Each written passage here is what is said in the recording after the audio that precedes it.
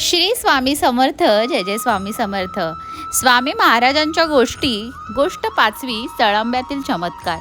श्री स्वामींचा मुक्काम मंगळवेढ्यात होता, पण काही वेळा ते पंढरपूर, बेगमपूर, चळांबे या जवळच्या गावांमध्ये जात.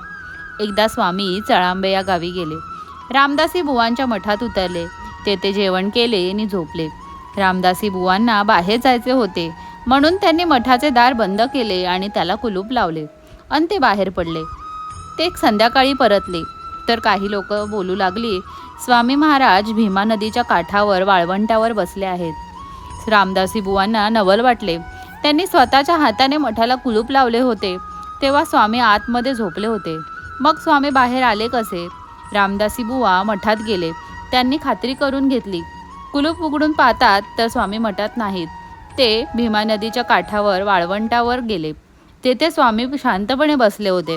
रामदासी बुवांना स्वामींच्या अगाध लीलेचे आश्चर्य वाटले. अशा प्रकारे स्वामी महाराजांनी रामदासी बुवांना आपली अगाध लीला दाखवली. तर भेटूया पुन्हाच अशा नवीन सुंदर गोष्टीसोबत. तोपर्यंत श्री स्वामी समर्थ. जय जय स्वामी समर्थ.